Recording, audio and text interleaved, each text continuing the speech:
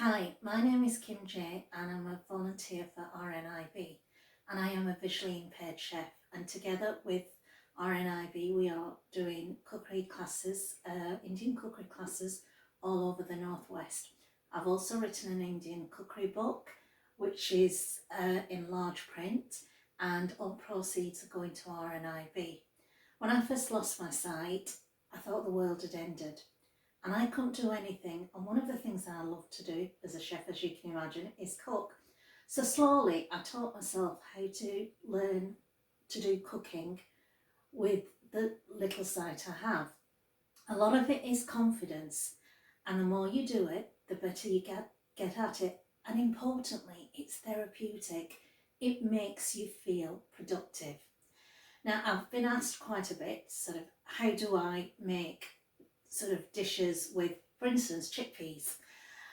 We've all sort of gone into the supermarkets whilst we're in isolations, picked up this tin and the other tin, and chickpeas seems to be a staple diet, but nobody knows what to do with it. So today I'm going to teach you a simple Indian dish using chickpeas and black-eyed beans. Now you can use any kind of beans in this dish. Doesn't necessarily have to be those, you can mix them up.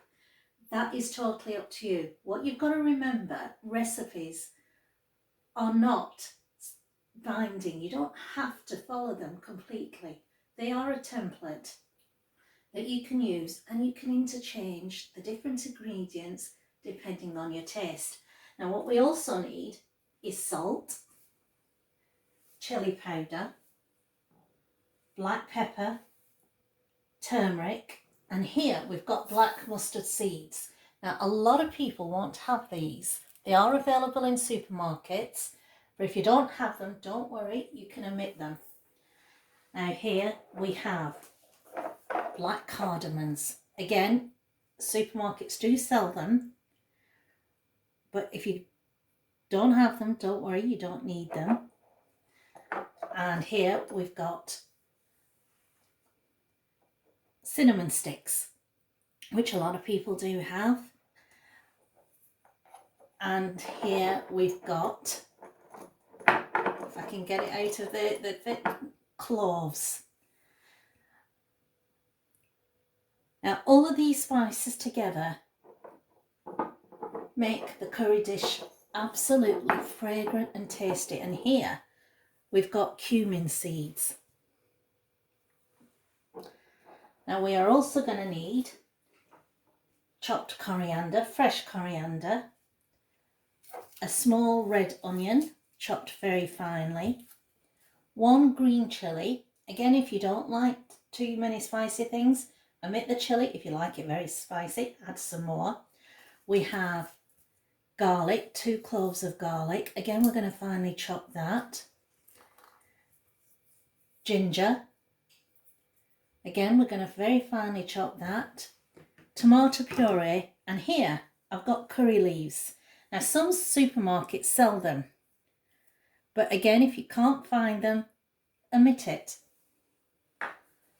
And those are the ingredients. Now a lot of these ingredients you're going to already have in your cupboards. So now you're going to know what to do with them. Right, I've put the gas on and we have a large wok or a pan which is being heated.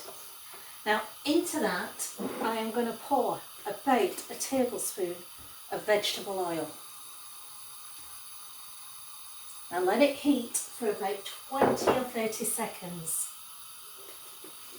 How do you know when it's ready? If you just slightly hover your hand above, quite at a distance above the pan, you can feel the heat and you can start to smell the oil heating up.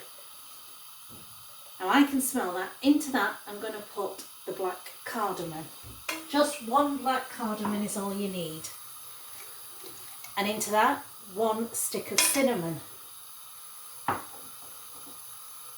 And approximately 3 or 4 cloves.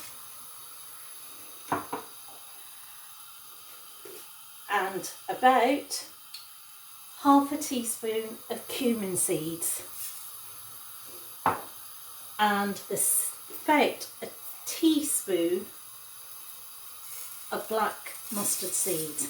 Now, as it hits the pan, you can smell the spices starting to heat up. That's what you're looking for, just smell the spices. And if you can hear them start popping. As soon as you can hear them popping and you can smell them, into the pan, you then put the red onion, the small red onion which you chopped up. And listen to that sizzle.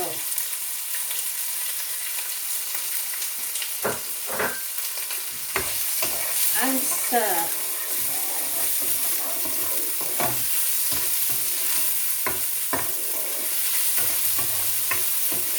Now, if you don't feel confident in chopping things or slicing things, my favourite appliance in the kitchen is a food processor.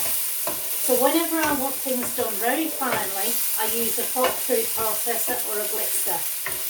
But this is just as good as chopping it up yourself.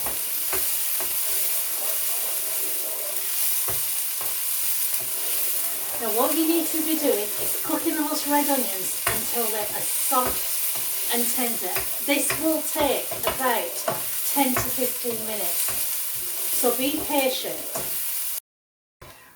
My onions have been cooking for about 7 minutes. It was a pretty small onion, and they're now at the stage where the other ingredients can be mixed into it. How do I know when they're at that stage? Well, there are two ways. Onions have a lot of sugar, and because they've got sugar in it, natural sugar, there's like a slightly caramel type smell when they start cooking and it gets further on. And you can smell it almost. It's like an earthy, sweet smell. And the other method is when you stir the onions almost feel as if they're clumping together and turning into a bit like a dough ball. And when that happens, again, you know you're at the stage where you can add the other ingredients.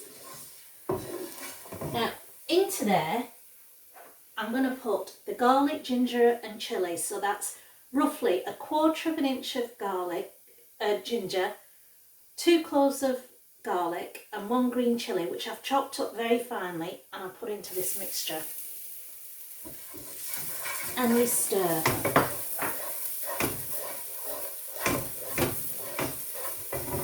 I'm now going to put approximately 2 tablespoons of tomato puree.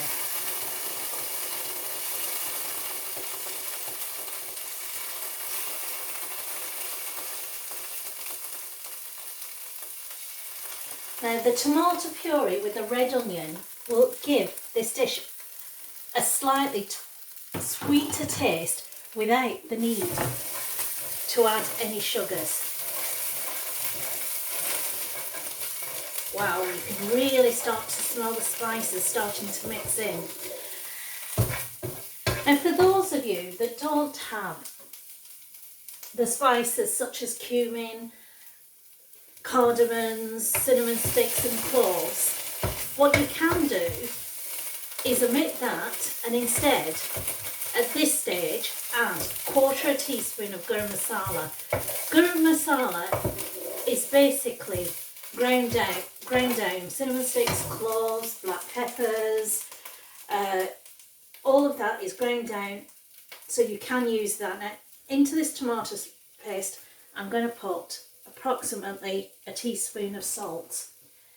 Now, I know most of you are sitting there wondering, how does she know the difference between all the spices without sight? 2 ways. One is smell. I have a little bit of colour, I'm lucky, so some of them I can tell by colour. The other method is I've put them into these tins and I've used the orange tacky liquid that you get from RNIB, and I've put on here, I've painted C. Now, for those of you who have never used this, I can tell you I use this. I painted it on over 15 years ago. These tins have been washed and used, and as you can, and they haven't at all sort of chipped away or disappeared, and it's great with heat. I use the same Tacti liquid to mark the different temperatures on my oven, the different keys on my microwave, and that way everything's done now. So into the pan I have put the salt, the chilli powder, half a teaspoon of chilli powder, half a teaspoon of black pepper and half a teaspoon of turmeric, and I've mixed it all together. Now you can feel that the mixture is coming together into almost like a ball now. Now you need to cook this for 5 minutes. Right, the onions have been cooking for about 5 minutes and they are very dry and they're very clumped together. Now what you now need to do is put about 50 ml of water into it. This will loosen the mixture, and into there I'm going to put the curry leaves. Just let it stir. Now for those of you that have colour, what you should be seeing is a rich, almost molasses type of brown. And it smells gorgeous. You can just smell those spices. Now at this stage, we now add in the chickpeas. And in my case, the black beans, and you mix it together. Now remember, these chickpeas and beans are for a tin, so they've already been cooked. But if you are going to use dried beans, make sure you soak them overnight and cook them thoroughly until they are soft.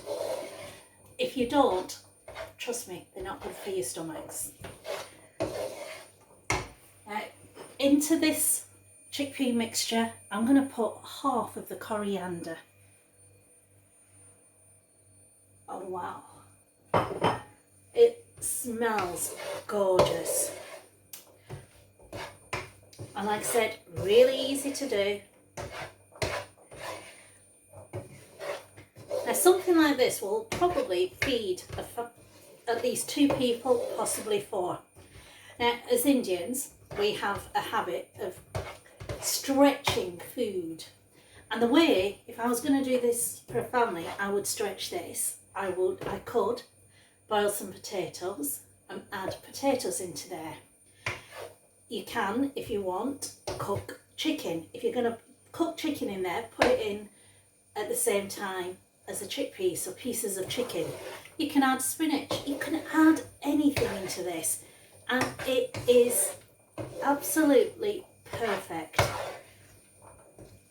Very easy to do and cheap. So those of you that are students or are on a budget, this is really good. And all your friends and family are going to love you if you make this dish. Now, always check for taste, which is always the best part. So I'm going to take a little bit of this and I'm going to see if I've got enough salt in there and enough chilies.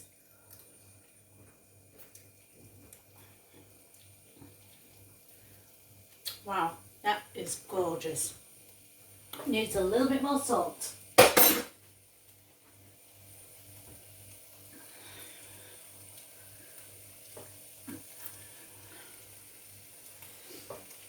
And the great thing about curries is that a lot of the stuff that we use is actually really good for you. For instance, turmeric will help with coughs and colds. It is a great antibacterial. Chili powder, great for inflammation as long as you don't take too much. Garlic, ginger, everything that is in here is good for you, and it's really tasty. Now remember, this is your recipe, it's your template, so put into it whatever you want. And there you go, 1 chickpea curry. How do you serve this dry fried bean curry dish? With chapatis or wraps, which you can get from the supermarket. Now, what I'm going to do is I'm going to heat this up in my microwave. Door open. Yeah, my microwave talks just like anything else. It's a combination microwave, so it's relatively safe. Very easy to use. High power microwave. 1 minute. And unlike other microwaves that are all digital, it will Start. High power microwave. talk you through 1 everything. minute. Now with this chickpea curry, what I'm going to do, this is my taste, I'm going to put a splash of lemon juice in it. It literally lifts the dish. Again, you don't need to do that, but that's my particular optional preference. I then scatter the remaining coriander over the dish and serve it up. It is colourful, full of protein, extremely healthy, and as you can see I didn't use much fat, so low in fat and very cheap.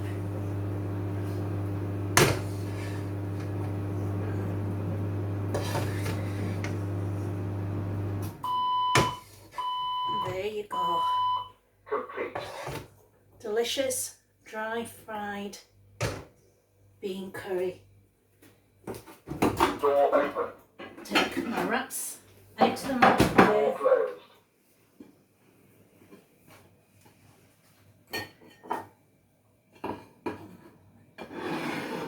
And there you go. What can be perfect, stuck in isolation, to be able to produce food as delicious as this?